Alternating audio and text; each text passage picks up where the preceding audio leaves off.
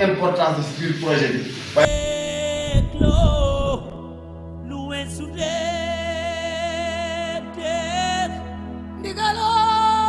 Répété, qui englobe l'ensemble des mesures d'urgence nécessaires pour sauver. Que buñ koy liggéey fiñ koy liggéeyee tey jii su accident amoon kon donc du loo xam ne da nga koy sol rek mu nekk yëre mais yëre booy solo di ko simmi waaw. jàng mooy bu accident amee accident mooy li nga xam ne mën na ñëw te duñ ko sax foog. Ça dépend de El Hadj Gueye, coordonnateur projet bi ñuy wax PECPAC.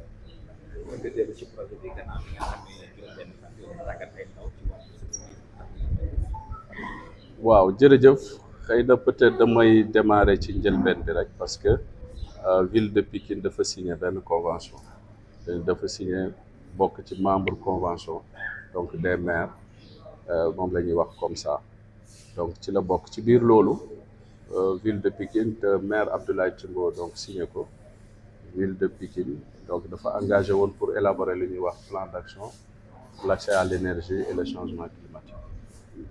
Alors ci loolu ñu accompagner ci Union européenne accompagner ko ak la coopération espagnole ba ñu élaborer plan boobu plan d'action boobu noonu ñu évaluer ko ci à peu près ci lu war a toll ci 60 milliards ci ay projet ak programme yu bari yu ci nekk ci tënk ci biir loolu ci le maire de la ville négocier ak la coopération espagnole ba pour ñu matérialiser plan d'action bi donc mu accompagner ko ci yenn projet yi et parmi ci projet yooyu projet bii nii tey jii nii bi ñuy mettre en œuvre daf ci bokk et ci la coopération espagnole par le biais de l'agence internationale pour le développement de l'Espagne ñu koy wax AICID donc def benn don sous forme de subvention d'une valeur de 900 000 euros ñu di ko évaluer à peu près ci presque 600 millions ci wàllu accompagner ko ci activité yi ñuy wax en tout cas valorisation donc du TIFA parce que TIFA bi nit ñi dañ ko defoon loo xamante ni moom la ñuy wax genre plante envahissante bu ñëwee ci bërëb donc lépp lu fa nekk da koy ñëw occuper ba finalement day obstruer en tout cas yi activités yi nga xamante ni moo fay nekk léegi nag projet bi idée moo doon pour que mu jël TIFA boobu mu transformer ko non seulement ci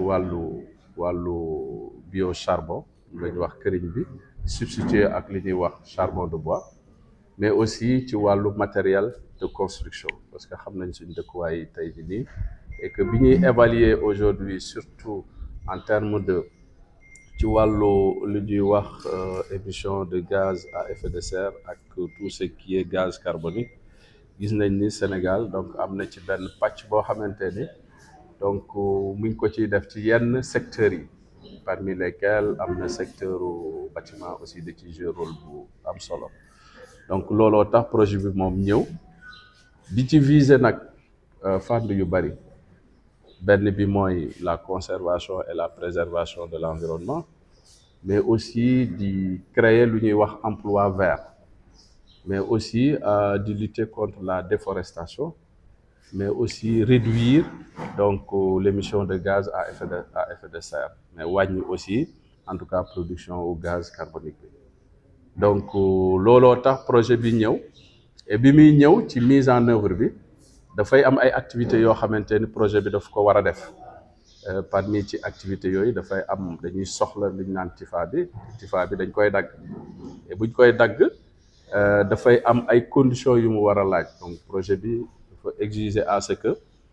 ñi koy dagg ñu nekk ci dans des mesures de sécurité et de prévention yoo xamante ni pour leur permettre ñoom bu ñuy dagg donc ñu nekk ci ay conditions de sécurité yu baax et looloo tax tey jii nii depuis 1er septembre bi ba tey jii nii donc ñu organiser fi benn formation boo xamante ni ñi nga xamante ni ñoo koy dagg c'est des acteurs pour que ñoom ñu nekk ci conditions yooyu ñu ànd ceeg vraiment GIE Soxali mu jàppale ñu ci wàllu formation bi wax xale yi nan ngeen di def boo leen waree dagg TIFA bi parce que TIFA bi soo ko naree dagg am na noo koy daggee du régénérer wu donc xëy na dañ koy wax plante envahissante mais aussi TIFA bi dafa constituer li ñuy wax genre fay am ay rabu àll yoo xamante ni tamit dañ ciy laqatu comme dañ ciy laqatu constitué comme seen habitat mënuñu koo jël dagg ko buñ ko daggee comme picc yeeg yooyu finalement dañuy mujj dem donc am na noo koy daggee et le formateur l'a précisé ne ko boo koy dagg da nga koy dagg à hauteur de au moins 20 centimètres pour permettre une semaine au moins gàncax gi donc mën a jógaat ñaareel bi aussi teewlu ne leen nee na leen aussi boo leen di dagg tamit da ngeen di nekk à distance mais boo leen dagg aussi day leen nekk ñaar pour que au cas où kenn ki am problème au moins donc kenn ki mën ko assister donc ci wàllu sécurité boobu aussi defal nañ leen aussi formation ci wàllu technique de prévention ci wàllu secourisme pour nit ki bu nekkee ci ndox bi mu am malaise wala mu am dagg-dagg ak yooyu donc jàngal nañ leen loo xamante ni aussi donc dañuy jël ay mesures yu leen di permettre au moins suñu aar leen pour que moment yi ñuy dagg au moins TIFA bi ñu nekk ci ay conditions yu efficaces pour def ko mais aussi nekk ci ay conditions de sécurité looloo tax aussi projet bi wut ay équipements ce qu'on appelle équipement de protection individuelle ci wàllu masque ci wàllu lunette ci wàllu casque ci wàllu combinaison ak aussi ay outils mallettes yoo xamante ne à sécurité pour leur permettre vraiment ñu nekk ci conditions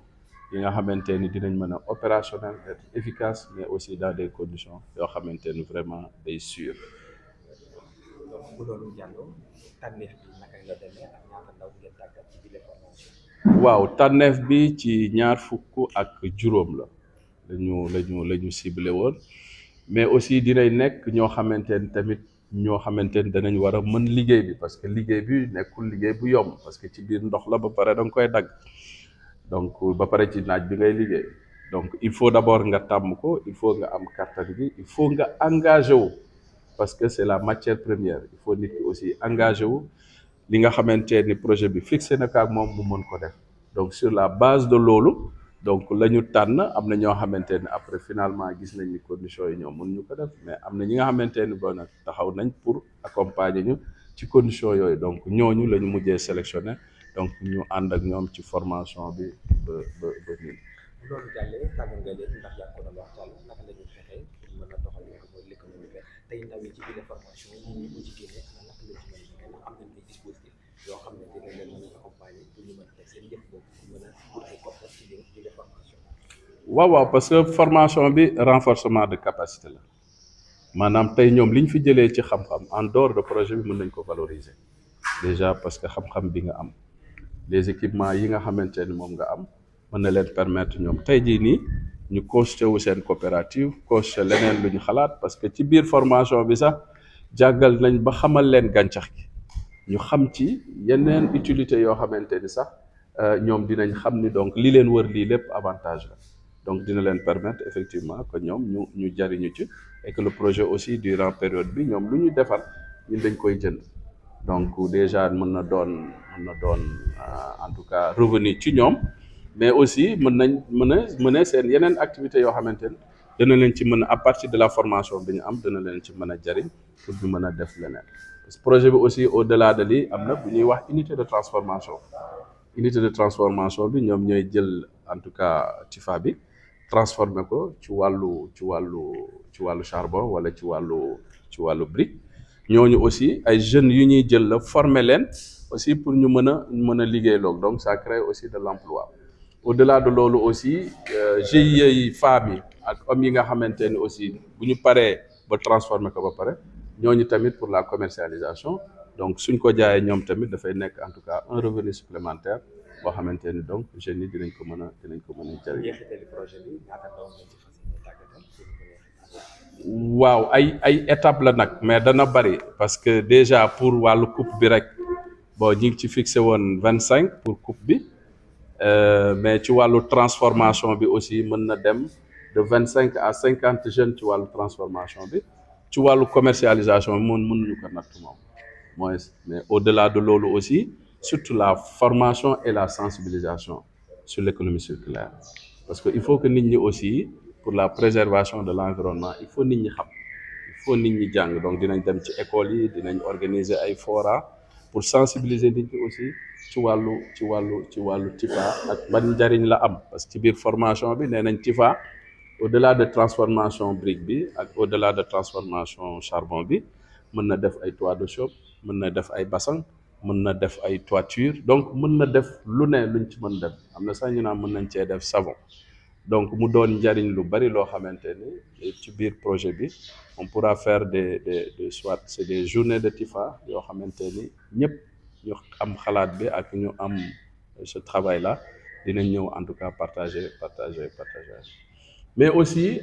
lii buñ ko defee aussi parce que dafa am ñu ñu accompagner parce que mooy comité de gestion bi nekk ci biir réserve bi mais aussi le conservateur ak son équipe parce que ñoom ñoo yor en tout cas ñoo représenté fii la direction du ministère de l'environnement mais aussi di ci gërëm aussi la direction générale di ci gërëm aussi vraiment le ministre ak son équipe mooy ministère de l'environnement ainsi que acteurs yi nga xamante ni ñu ngi tourner autour en tout cas de cette mais aussi je profite surtout parce que lii aussi bu amee c'est grâce à une équipe dynamique waaw boo xamante ni ñoom tamit duñu nelaw am bàyyi seen yitte yëpp donc pour que vraiment lii mën a am ça aussi ñuy profité vraiment di ci nuyu Sidi Sarr di ci nuyu madame Diop Fatima Sakho di ci nuyu aussi vraiment Gaël Niang ainsi que ñeneen ñi ñu ci jàppale ñëpp Yacine ak ñëpp ñi nga xamante ni vraiment mais aussi di féliciter et di remercier aussi monsieur le maire parce que c'est nuitete lui ak la dynamique du conseil municipal ak vraiment l'équipe municipale peut-être nous n'en serons pas là et je sais qu'il y a beaucoup de projets aussi qui vont encore ñëwaat encore ci dans le cadre surtout ci engagement am ci wàllu changement climatique aujourd'hui la ville mën nañu wax ni est le pionnier surtout ci wàllu tout ce qui est en tout cas promotion des énergies renouvelables parce que soo demee ci Pikine tey jii nii les panneaux solaires tey boo fa demee fekk nga ko fa donc projet bi aussi dafay aller aussi dans ce sens sur la lutte contre le changement climatique et la création de l'emploi et la formation.